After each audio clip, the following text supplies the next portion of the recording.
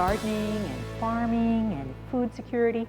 It's all part of springtime in the Alberni Valley, and really you can't talk about agriculture without talking about food security, and you can't talk about food security unless you're talking to the Alberni Valley Transition Town. Great organization, and I'm here with Edna Cox, who's going to tell us about it. Edna, so lovely of you to meet me today. Well, thank you for inviting me. I always love to talk about transition towns. Now, even though you and I have talked about Transition Town, and many people know about it, there's folks out there that don't really understand the concept. What is the Alberni Valley Transition Town Society? Well, it's part of a worldwide network of local organizations which have decided to work on the twin challenges of fossil fuels and climate change. And this all began in England about 12 years ago, and now it's spread all over the world. It's completely grassroots and autonomous, each group, but they all work on the same principle, that they want to have a local, resilient society. Now, to me, this is very interesting because we hear so much about national and international initiatives to mitigate climate change, to prepare us for it, but this is a grassroots effort on a community level to prepare for the changes and perhaps to mitigate them. Well, that's right, and that's why it's so powerful, because now you really can think globally, act locally. You really can do something quite well and with the other people around you. So it's helpful economically, it's helpful socially, and it really builds inspiration. Because our group, for example, is an umbrella under which those who have a particular passion for some local work can work together. Now, we got into this conversation, into this topic, by talking about food security. How does food security fit into all this? Climate change and energy. Well, our group began right after the city's climate change committee put in its final report.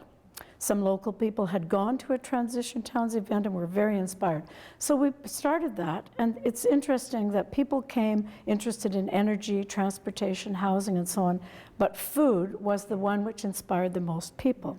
So it's really grown from there.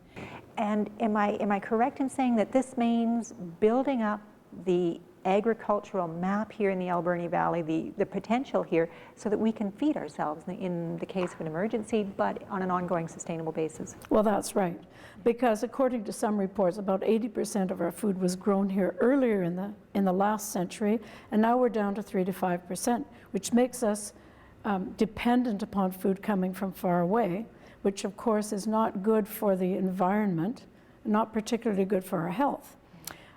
And we have 7,700 hectares of land in the ALR here. Not a lot of it is raising food yet. Yeah. So how do you change that? I mean, although I know you have some people who are involved in politics on different branches are involved with Transition Towns, really you're just a grassroots community level group. How do you make those changes? Well, you sort of just get going out there. So a few examples are, we began by just making a bumper sticker by talking to our farmers.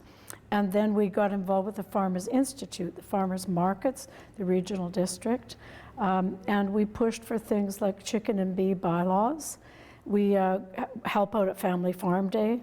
We've done surveys, household surveys and so on, and we found that Island Health was interested in helping with that, and now we are recognized as one of the food hubs on Vancouver, which is a networking system advocating for and allowing for strong action locally.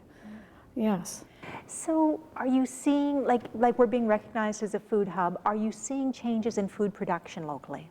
Yes, I think so. And one of the great things is that there are more and more people growing in their backyards. We did a survey of that at the Fall Fair. And more people, I think, are also visiting farmers markets and taking advantage of the fact that food grown locally supports us all physically, but also socially. Yes, I think that is happening. There's a lot more interest. And of course there's that catch-22. The more local produce we buy, the easier it is, the more economical it is for farmers to produce it and sell it because they've got a market built in. That's right. And it's inspired them as well. Yeah. That is just one of the groups under the umbrella of the Alberni Valley Transition Towns. And you touched on them a little bit, but tell me a bit more about what else. Well, yes. So one of the groups is the one which every month at our regular meetings on Wednesday nights right here at Charles Landing will present either a forum, a discussion, or a film about something related to an educational piece. So we also have a transportation group, and their focus right now is Cycle Alberni, which you would have heard of, which is doing many great things. Yeah, they're very active. There's a group looking at energy, alternative energy, one looking at housing. And of course, with the food group, we also have the gleaning project work and involvement with school gardens and community gardens and so on. The aim is really to empower and encourage everybody who wants to do something to help us become more resilient locally. You are so passionate about this, Edna. Every time we talk about it, I can sense you're passionate. You care so much about this. How do other people get involved? Well, there is a website, of course.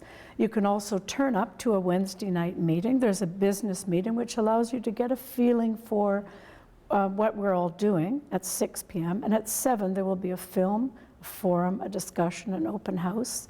That's really how you could first of all just get a feeling for it, I think. Excellent group.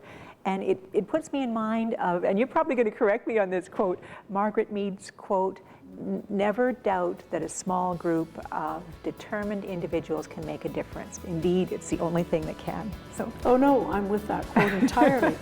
you embody that quote. Thank you so much for the difference you make, and thank you for telling me about it too. Thank you for asking.